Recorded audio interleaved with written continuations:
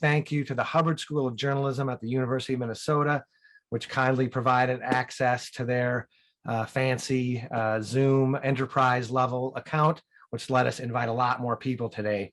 So again, thank you to the University of Minnesota. I'd like to introduce myself. I'm Bob Ingracia, and I am the Vice President of External Relations at Minnesota Children's Museum. And before we dive in, I'd like to just say a couple quick things about why the museum is hosting this important discussion today. You know, the museum turns 40 years old this year, and all along we've been committed to sparking children's learning through play. A big part of that is doing what we can to ensure that children get an opportunity to develop in a healthy way. You know, if you don't have enough food, if you're not getting good health care, if you don't have a safe place to play, a safe place to live, it's so much harder to learn. So the museum is committed to doing what we can to address inequities in our community. You know, we know that Minnesota has had a difficult year and a half, and we've seen more than ever now in the past couple of years, the effects and the impacts and the everyday realization of inequity in our community that we know harms and disproportionately affects BIPOC communities in Minnesota. And so, again, we are committed to doing what we can to engage the community and do our part to work toward a more equitable future in Minnesota. And so that's the impetus for this conversation today. And we hope, even in a small way, that it continues this conversation and continues the work toward equity in the state of Minnesota. So with that, I'm going to introduce our panel. Very excited and very thankful that they're all able to join us today. Dr. Nate Chomolo is a pediatrician and internist based here in the Twin Cities. He is the medical director for Minnesota's Medicaid and Minnesota Care programs. He is on the board of Reach Out and Read, an early childhood literacy organization in Minnesota and at the national level. And he is a passionate advocate for working toward racial equity in healthcare and other aspects in Minnesota. Dr. Jacqueline Duget is a pediatrician, writer, and speaker based in Maryland. She's the founder of What is Black? This is a media company that works to uplift Black families and Black youth through storytelling across multiple channels and lots of different content. She has been a long time pediatrician and working in the public health sector in Maryland. And she is the co-author of the American Academy of Pediatrics report or policy statement titled The Impact of Racism on Child and Adolescent Health. And we're going to be talking more about that report very soon. Bo Thompson is vice president and chair of Learning Through Play at the Lego Foundation, which I got to say is a really cool title. He works to raise awareness around the role and impact of play on creativity and lifelong learning. And earlier this year, he co-authored the Lego Foundation report, Learning Through Play, Increasing Impact and Reducing Inequality. And that was when we read that report, that was something we thought was very interesting. And was one of the impetuses for getting this discussion going today. So thank you again to all the panelists. I'd like to dive in, and I'm going to turn first to Dr. Duget about that American Academy of Pediatrics policy statement around the impact of racism on child health. So can you tell us a little bit about the impetus for the report, how that came together, and what was one or two sort of key takeaways that you hope people would remember? Thank you for the opportunity to join you all today. So the policy statement was really developed over an 18-month period, almost 2 years for us to create that policy. Myself, I'd like to also mention the lead authors, Dr. Maria Trent and Dr. Daniel Dooley. So it took a while to create that report, to that policy statement, but it's also in line with prior policy statements that the Academy of Pediatrics has put out, policies on health inequities, such as food insecurity, poverty. And so this is really a continuation of looking at those determinants of health, right? Those factors that really impact how a child develops, grows to be healthy. And there's really, it really informs, where the child lives, works, plays, goes to church. And so, for me, the real takeaway from the policy statement is that, so I would say that you said the two key takeaways: racism impacts all children's health, not just kids of color's health. And then secondly, race itself is not the determinant of health inequities, right? Poor health. It is racism, it's structural racism. And those are factors that we really need to address so that we can really help all kids to develop optimal health and well-being. So what are some of the ways, I mean, the mechanism of racism affecting a child's health? What are the health impacts of racism and structural racism on a child's health? How can that, how does that express itself? Oh man, I mean, that's a very important question, because, I'd like to think of racism really as a cradle to grave impact, right?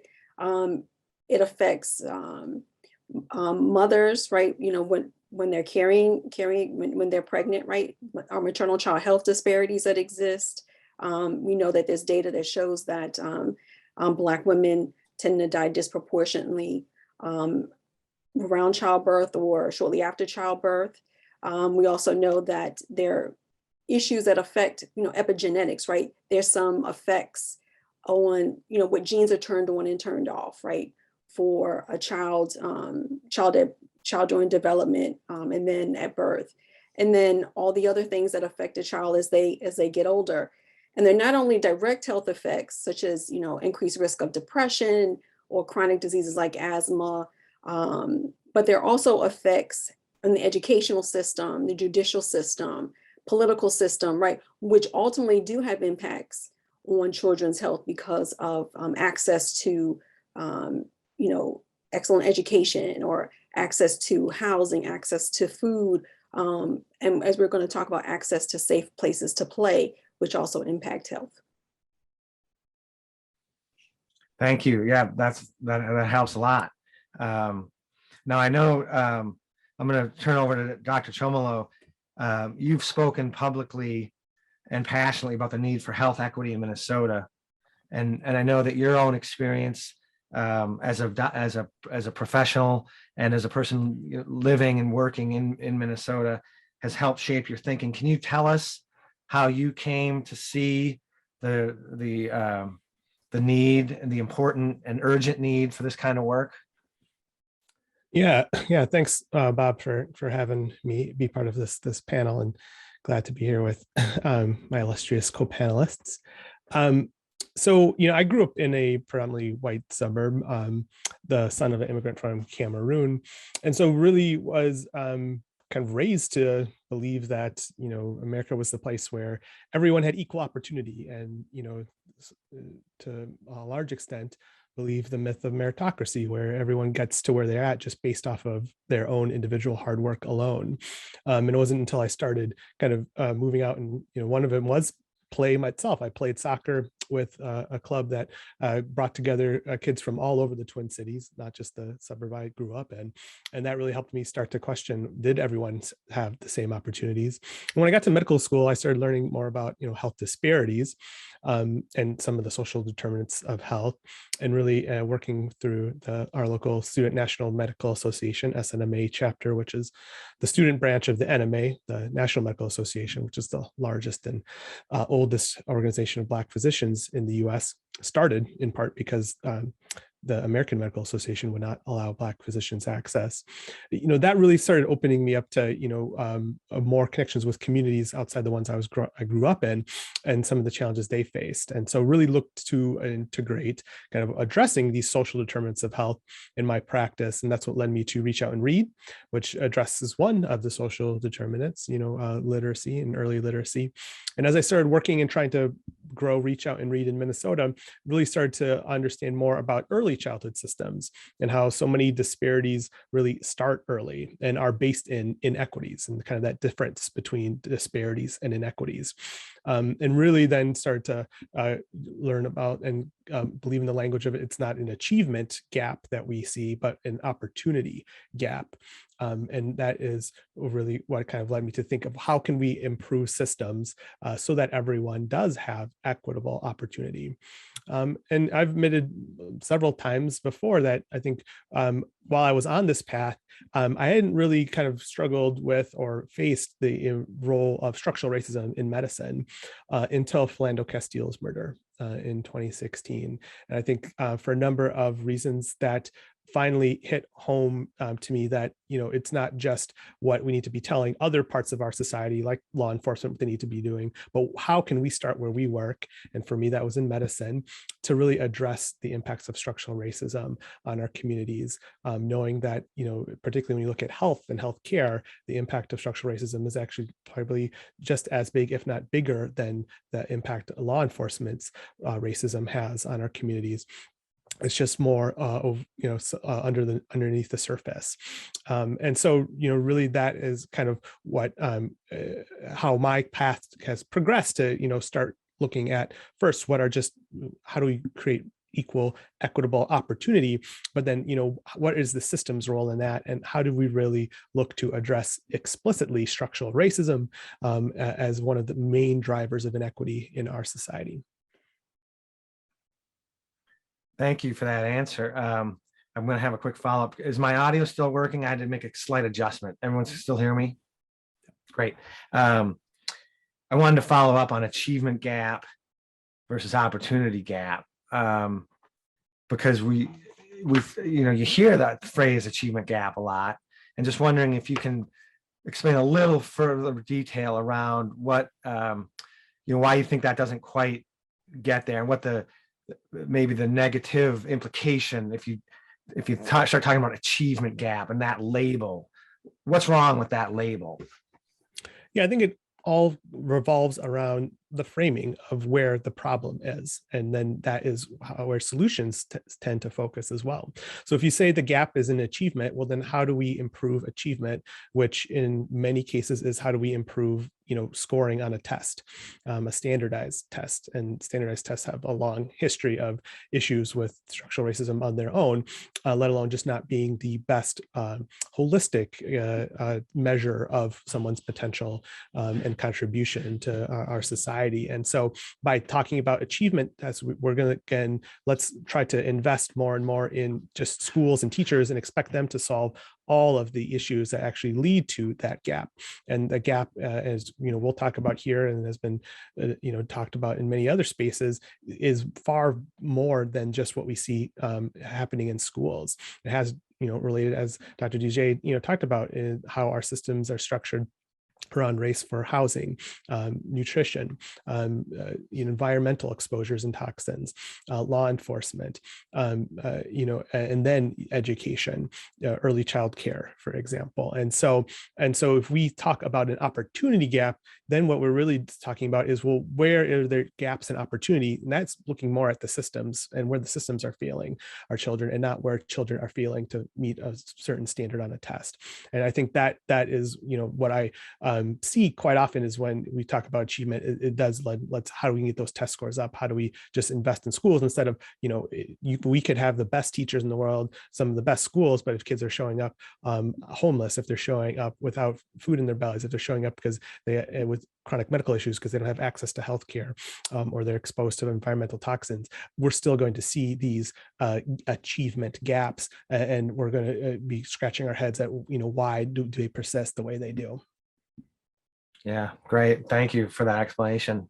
I think that's a good linkage now, shifting over to talk to Bo Thompson about some of the structural things. First, Bo, can you tell us just a little bit about Lego Foundation, and then leading into the report that you helped write around learning through play, tying the impact of play with reducing inequality, which isn't necessarily the first thing people might think of, or even think of it at all, that play having a role to play in addressing inequities. So just give us a quick overview of Lego Foundation, and then how the impetus for this report came about. Absolutely. Thank you, Bob. And thank you to the Minnesota Children's Museum to organize this dialogue. I really appreciate being here and learn from all of you. I just moved to US just 3-4 months ago from Denmark. I've been living here before, but this is my second time here. And there's such an opportunity right now to invest time in understanding what the needs are and help to create more positive environments. I think what we already heard here about the narrowing of opportunities, particularly in aspects of education and standardized outcomes, is really challenging to many children and families right now. But the Lego company is a family-owned company, and the family decided many years ago that they wanted to donate 25% of the profit to a foundation. So that's a Lego Foundation that I operate out of. And the main aim is to reach children from any background and circumstance to engage in learning activities with a broad range of play experiences. So we are not focused on Lego materials in itself, even it's a great material, but we look beyond any kind of materials, experiences, and we're not even allowed to do promotion of Lego toys. And we do that by engaging in research and programmatic activities and outreach, with the main aim to support children to grow up to become creative and engaged lifelong learners, to have this appetite and joy and curiosity for keep learning. And we do that in more than 30 countries, which range from positive and responsive caregiving to engaging educators and support their professional development, and to work with systems change, to truly understand what are the mechanisms that allow us to change systems to better appreciate a holistic approach to learning and outcomes. So when we looked at that field some years back, actually pre-pandemic times, I've been walking many parts of communities around the world and studied play. It is really a pile of research right now that describes the benefits of playful experiences to both knowledge and skills. But when we worked in these different countries, we saw huge inequalities in access and creative opportunities, but children were actually still playing. They were still playing in the refugee camps, in the outskirts of the rural communities, and in the toughest neighborhoods of the urban cities. And that was pretty remarkable, because when we look at the policies and what we often talk about among decision makers, is that play is completely being neglected, despite being one of the main mechanisms in which we can express diversity. We can express ourselves, we can understand what children are meaningfully interested in and where they come from. So we really wanted to understand, well, is there any kind of sense to also the role of play in addressing inequalities? So we did a massive review across 18 countries, look at high quality impact studies. And the findings were quite stunning, because we were able to see that play as a mechanism of engagement and stimulation, listening to children, actually can support children who don't have a lot of support, come from disadvantaged backgrounds, to build knowledge and skills at the same level as children who have very privileged backgrounds. So that's really the key finding, is that there are certain interventions that support community engagement, stimulation, that actually nourish and make children flourish despite their backgrounds. So that's what we can point to, is a particular kind of interventions that works in these different communities. Great, thank you for walking us through that.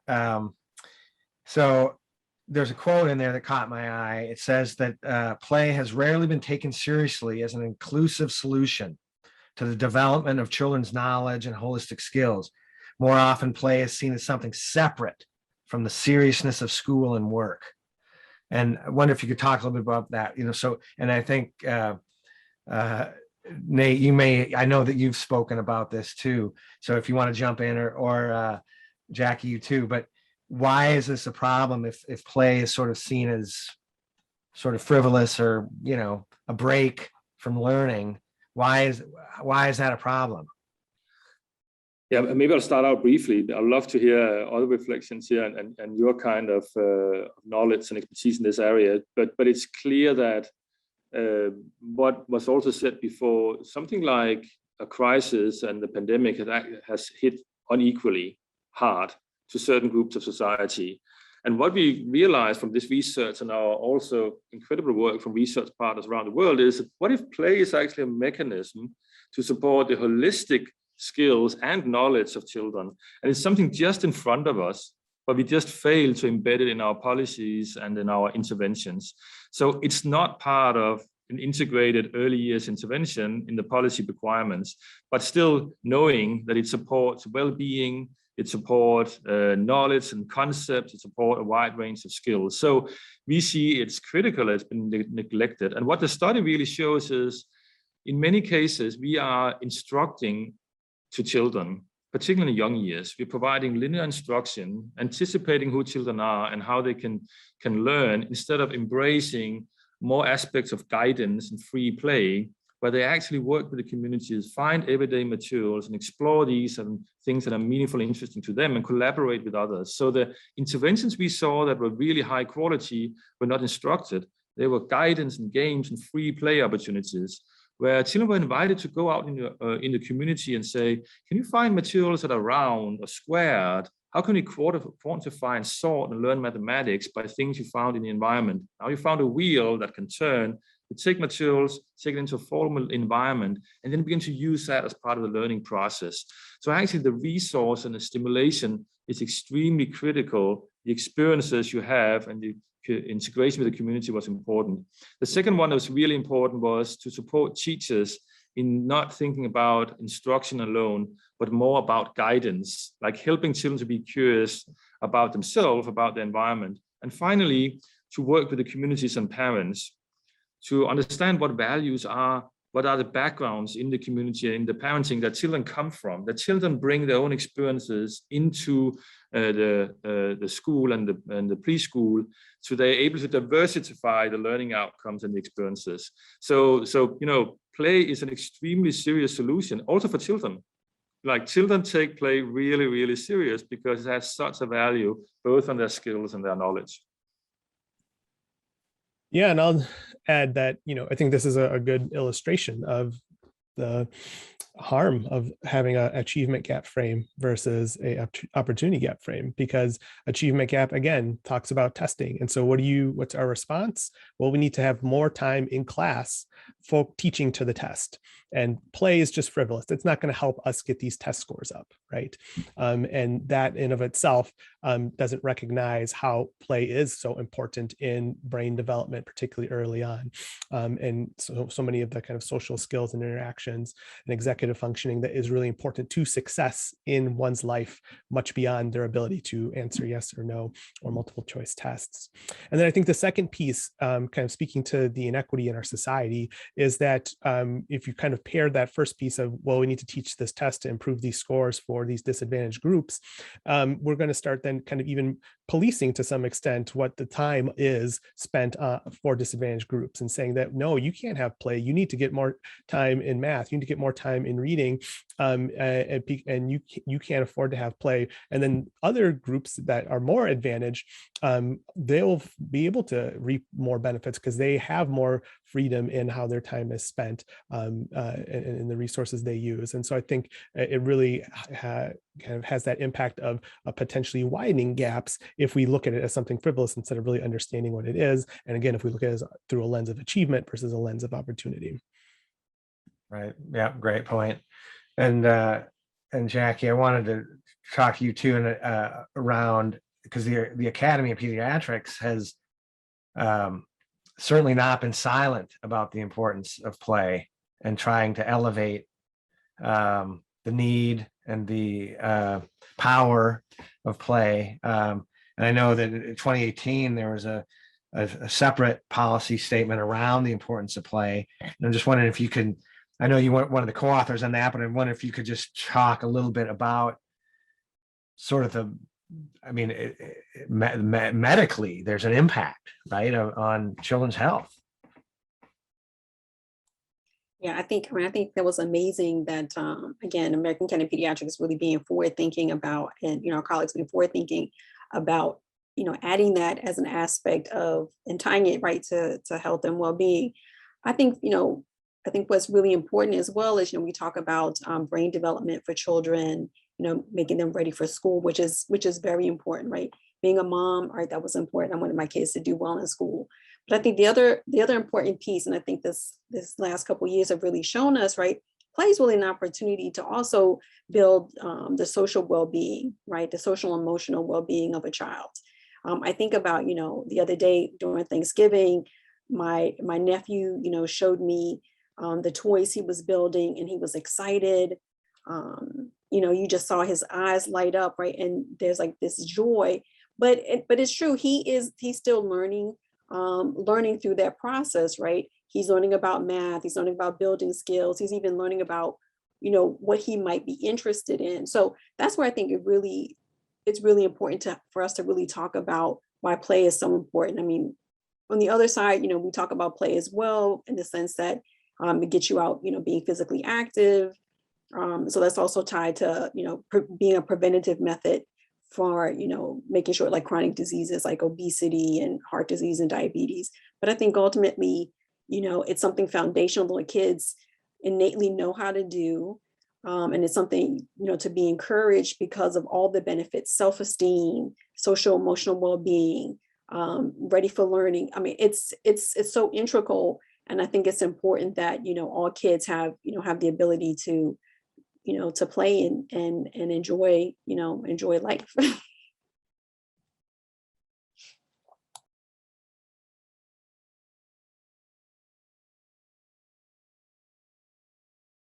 Sorry. I also wanted to talk too about,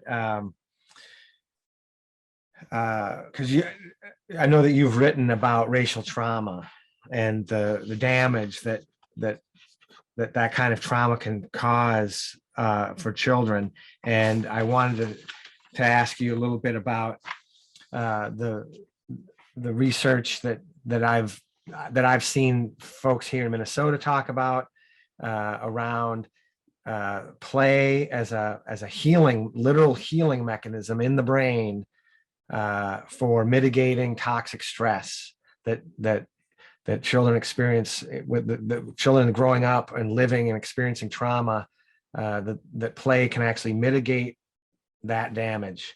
And so I'm wondering if you can talk a little bit about that. I know you've written about that, and tell me what some of the mechanisms are for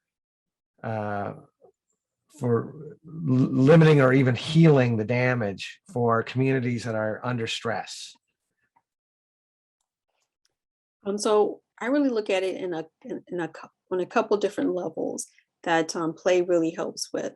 I think one, in addressing toxic stress. So the American Academy of Pediatrics, we talk about having a caregiver, right? Someone that's like really involved in that child's life. So that's one way of mitigating, right? So having a trusted adult relationship, right? Be a parent or a trusted caregiver for that child is essential, right? In that working with kids and playing with them and interacting.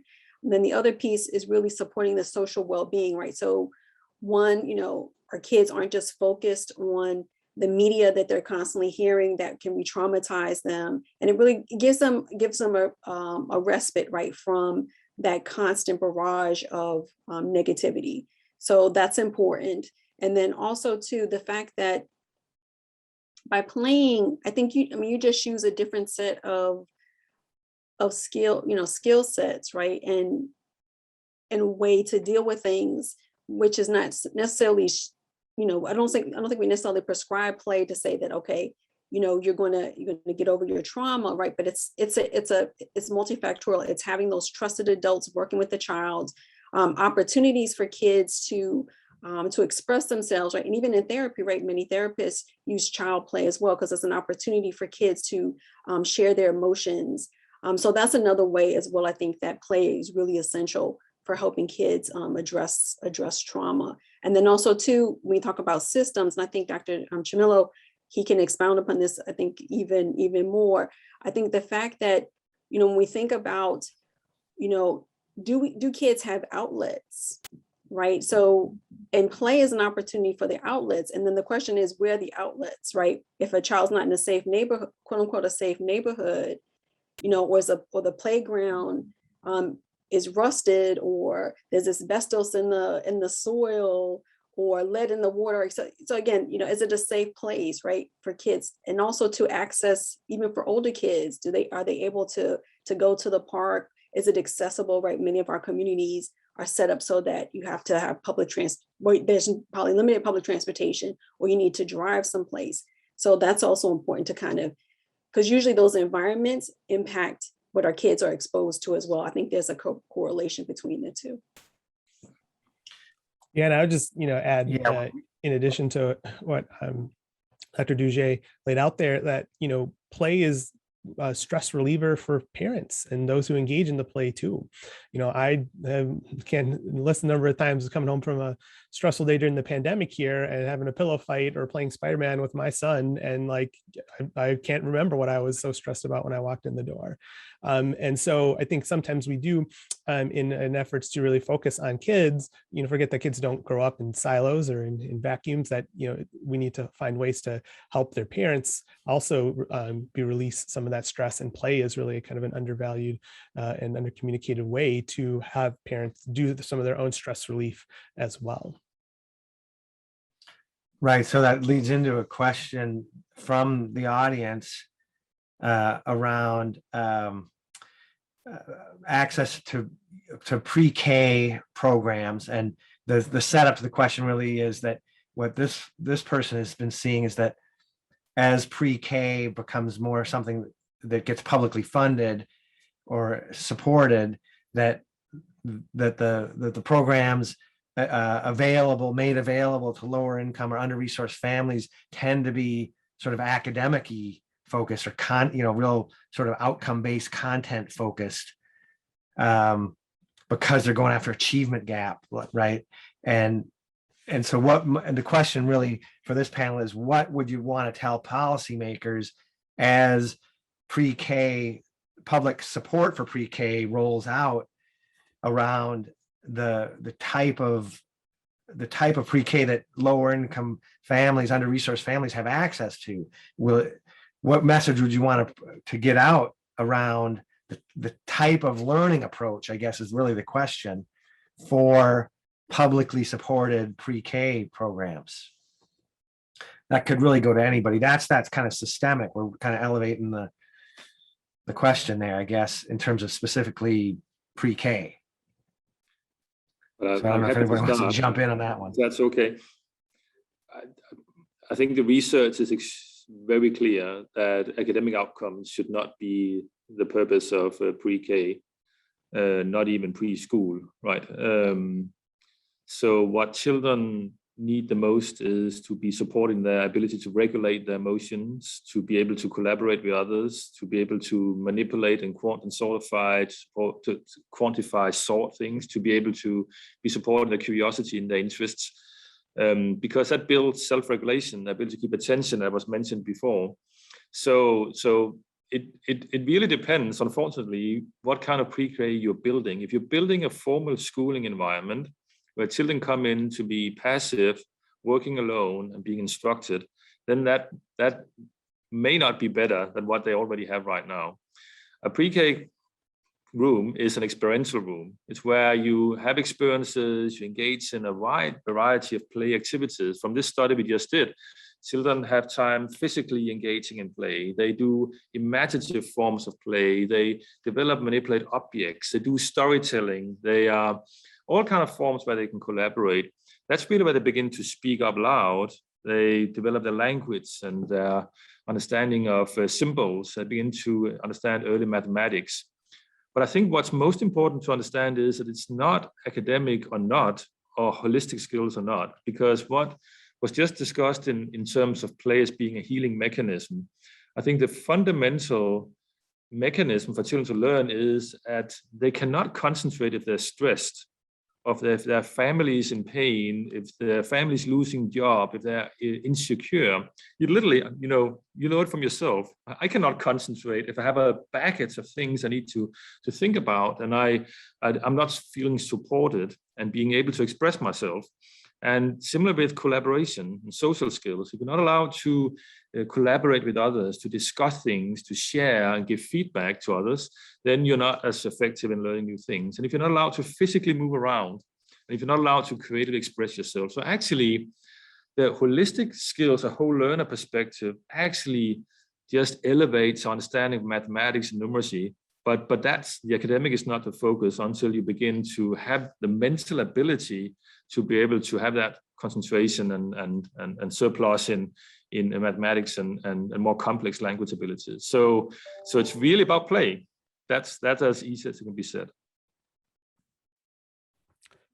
Yeah, and I guess I would offer that I think when you think about how systems could better structure as far as early childhood funding and things like that, what, again, first it's taking that step back and saying, well, what is the goal and the metric by we will determine success? And if folks are talking about test scores, then you have to kind of shift that and try to find a metric that better captures what we know, and as Bo has laid out, the research really shows is most important, particularly for pre-K and preschool.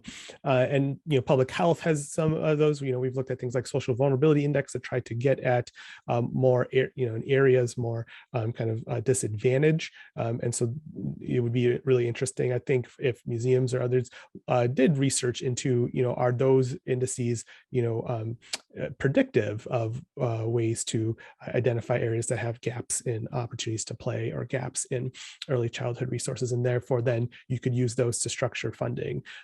But without getting too wonky, I think the piece of it, and someone asked, what can museums do to help with these conversations, is really set the table. I think museums, children's museums in particular, are things that really kind of folks remember fondly, and even from their own experience, from their experience as a parent or as a grandparent. And so how can they bring together, legislators and policymakers? How can they bring together business and talk about the importance of having a workforce that has the skills that play provides? How can they bring together educators and healthcare providers to then really talk about how we can refocus some of our priorities when it comes to the different policies and funding streams that we have?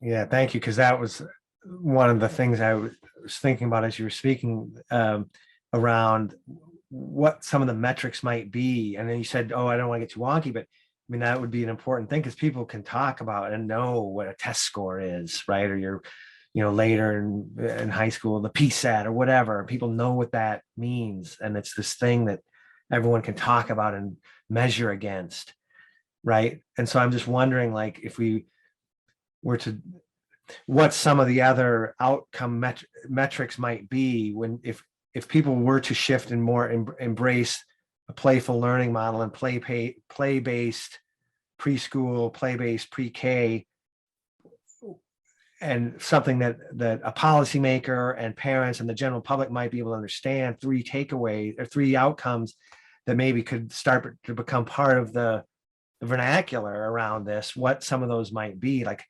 social emotional, right?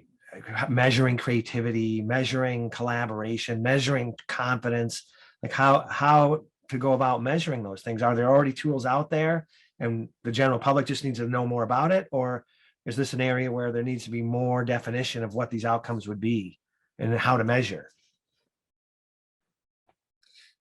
There are absolutely measures that exist and also can be rolled out. I think the most radical of these are to ask children, how do you feel a sense of support and belonging when you get into the preschool or pre-K or even in school? If you ask children and students in school right now, more than 50% of students are disengaged. They're actively disengaged, 27% in school. Like, I imagine my everyday work in my workplace, what if half of my employees were trying to get away from their job? Like, literally, they don't feel they're challenged, they don't feel they're motivated, but it's a sense of belonging, it's a sense of joy and curiosity. And you can do the same. There are some out there now who are testing that both in pre-K into school. Do children have opportunities to collaborate with others? Do you have that as a child? Ask that. Do you have a support when you engage in challenging tasks and so forth? So these types of conversations, that doesn't get too standardized and metric based, but literally conversations for children are important. I think the second point you mentioned about creativity is very important. When you get into a classroom, I would expect to see diversity. I would expect to see children express the ideas in multiple ways, whether they have created a poster, whether they've developed a little game, whether they have described an idea for a community problem, whether they have different ways of counting with different materials. So it's literally, you know, the more ways children can express themselves with different materials, the better they understand the concepts. So absolutely, creativity is also expressed directly from the visuals of how you see the classroom. Then there are other types of metrics also, which is around the teacher competencies, the interactions, the quality of the dialogue. But I think one of the interesting ones I feel is we should be careful not to separate the school from the community. So some of the best and the high quality interventions and examples are the ones who maintain that relationship to the outdoor.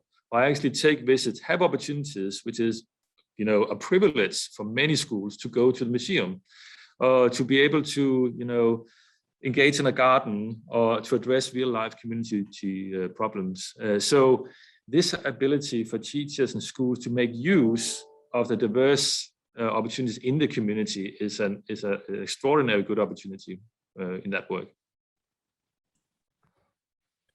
And since you said it's okay to get a little wonky, you know, one of the things that was published in I think Health Affairs around this time last year was a Child Opportunity Index that has had a couple iterations now, and it's a way to look at kind of neighborhood level poverty rates, enrollment in early childhood education, availability of green space, proximity to healthy food, housing vacancy rates. So there are metrics out there that folks are looking at to kind of whittle down, you know, what does it look like specifically for children and young families that folks can use to potentially better guide how we steward our resources.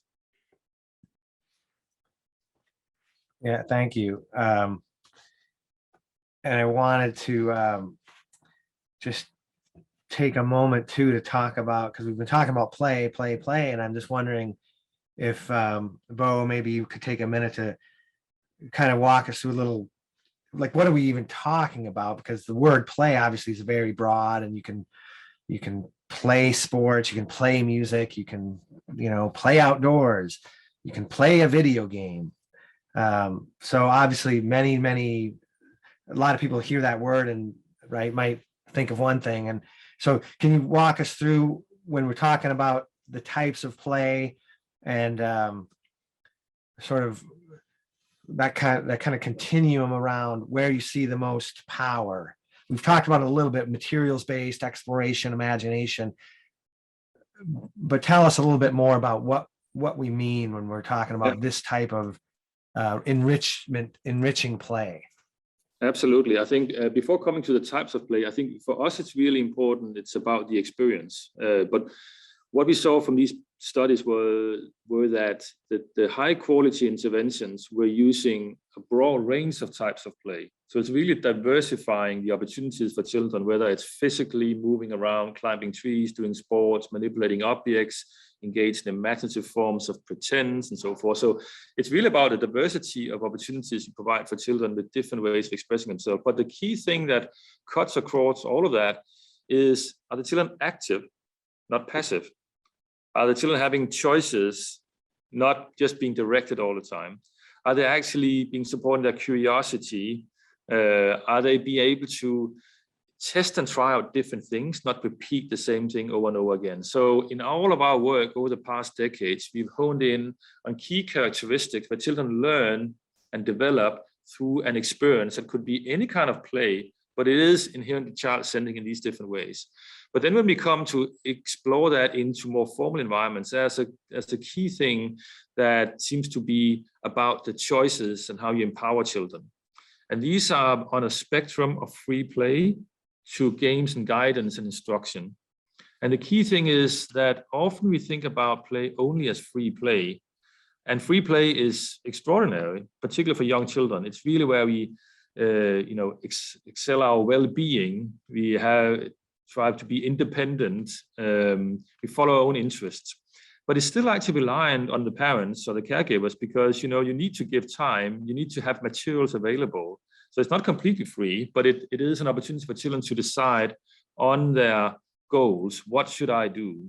On the other end of the spectrum of free play is instruction, An instruction is very clear. That is when an adult define the outcomes, set the goal, do the homework, do the dishes, play an instrument, read a book. And that's sometimes needed for children who struggle, particularly with certain kind of concepts, principles. If it's difficult to collaborate among many children, you need to instruct more to kind of set the pace and so forth. But it's not something that's very helpful for a broad range of skills. What seems to be most helpful is a balance between free play and instruction, which is called guidance. And that's the most difficult because often both as parents and teachers, we say, now I instruct, and now you can go figure it out. Go out and play.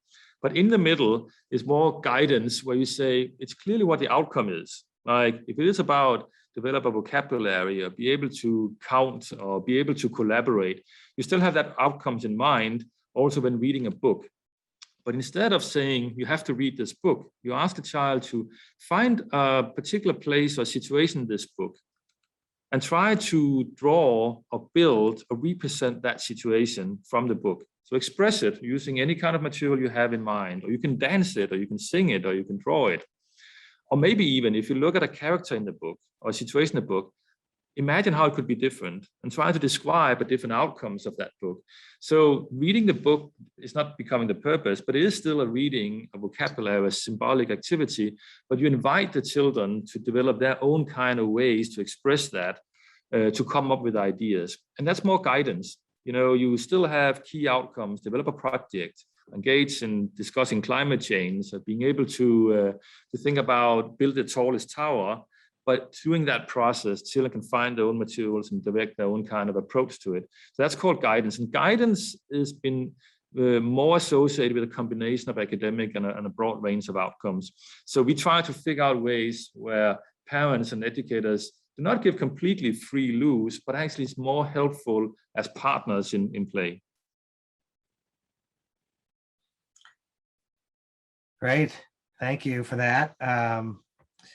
We've talked about some of the systemic challenges and issues. I'm wondering about for specifically parents and caregivers on kind of the individual level, like, and maybe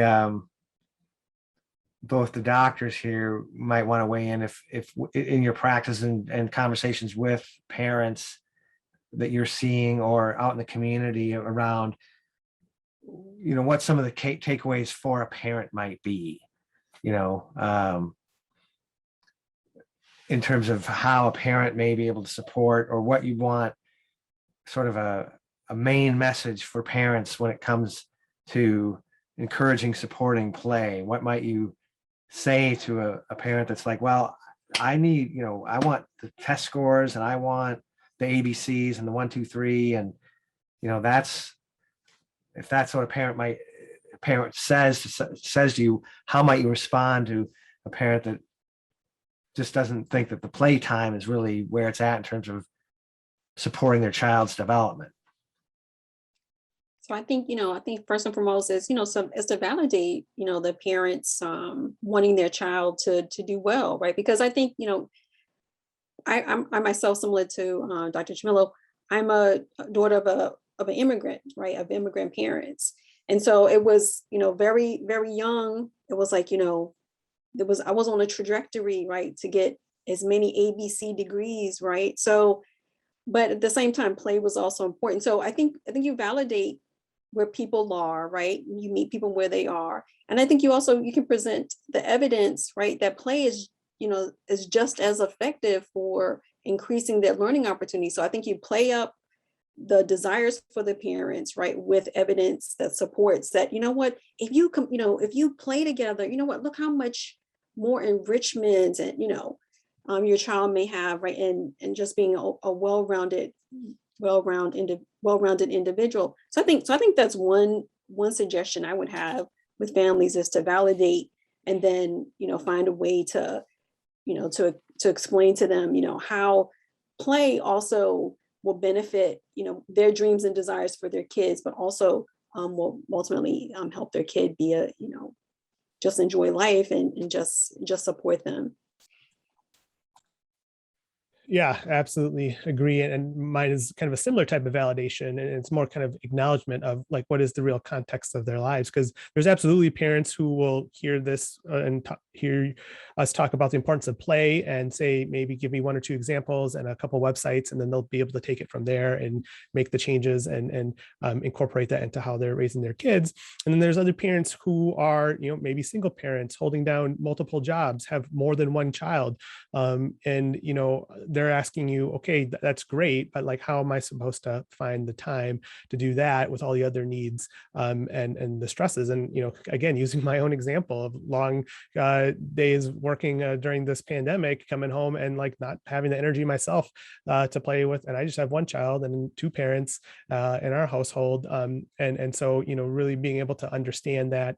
And so I think it takes having real concrete examples of what are some kind of small things, and, talking about all the different types of play. So I talk about, how reading books can be, an active action of play, and, doing the voices of the books. Dad jokes are ways of playing, right? And kind of just having little moments like that with children can really kind of help encourage and build some of those play type skills. But, that requires a lot of time. It requires connection and trust. And there aren't many places right now in our society where we have all, three of those, less and less so at the doctor's office. And so certainly, how do we engage our early childhood educators and childcare providers? How do we engage our teachers to see how they can, incorporate some of those pieces of play into not only their classrooms, but then also be able to provide some of that guidance to parents when they interact with them, and the trusted relationships they have with them as well. And so I think, really being able to, again, address the context that their lives are, not just say you need to do this to, help your child, but really break it down as granular as we can. Great, thank you. We're getting toward the end of our time. We've got a question here from the audience, and this is obviously a big topic, but I did want to talk a little bit about technology. So the question, whether maybe it's for Bo, or maybe both the doctors have thoughts on this too, but have you found disparities in play regarding technology? For instance, are children from lower income families more likely to spend time in front of screens and less time physically playing? And if so, what would the impact of that be? Do you think that is there an income or a disparity around technology in terms of its impact on child development?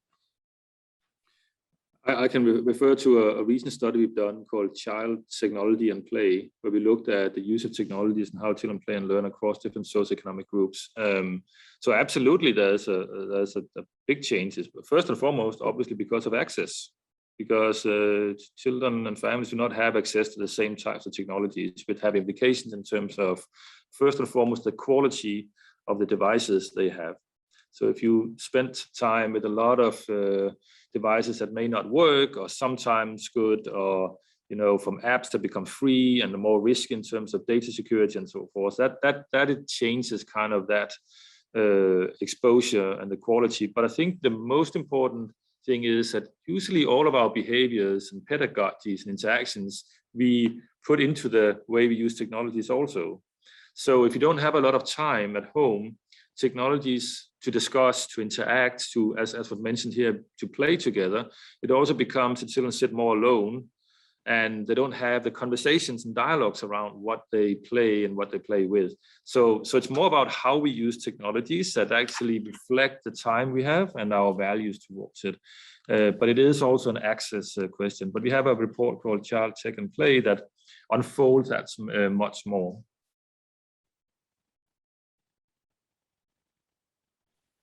And I can throw a link to Anybody it. else in that?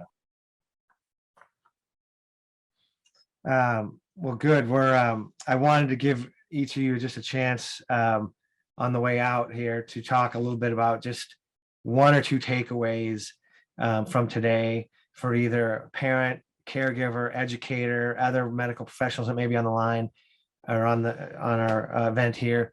One or two takeaways from today's event.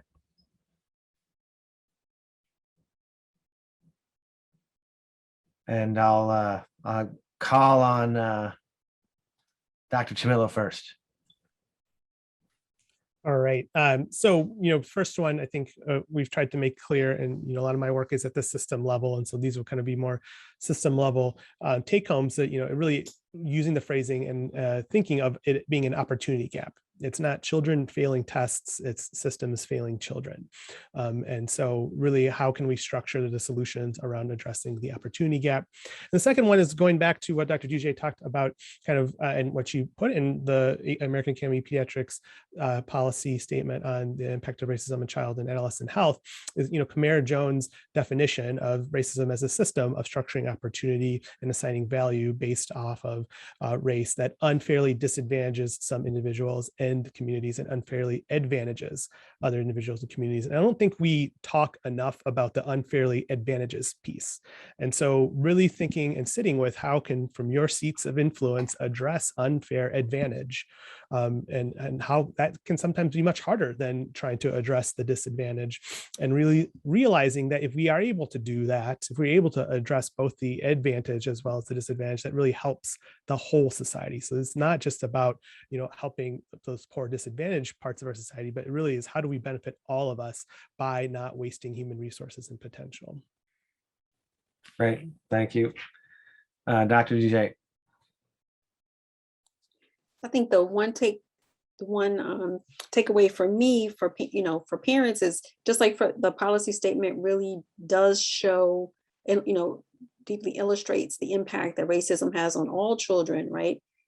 There's an impact for play for all children, positive impacts, that if we can create equitable systems, whether that's in the school, helping parents be able to find more time to play with kids and interact and engage with kids, that's going to really, I think, be a game changer for addressing inequality for kids. Great. Final remarks about one takeaway, one headline. Absolutely, about creating opportunities. I think that's also what stuck with me.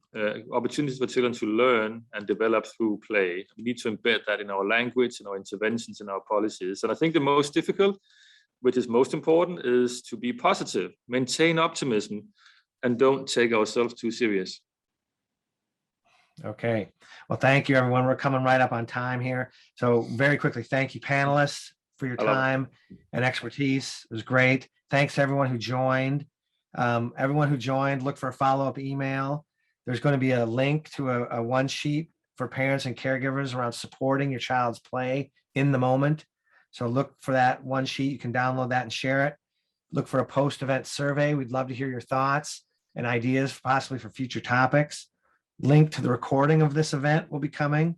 And put a plug in if you want to go further to support the museum, because it is Giving Tuesday after all.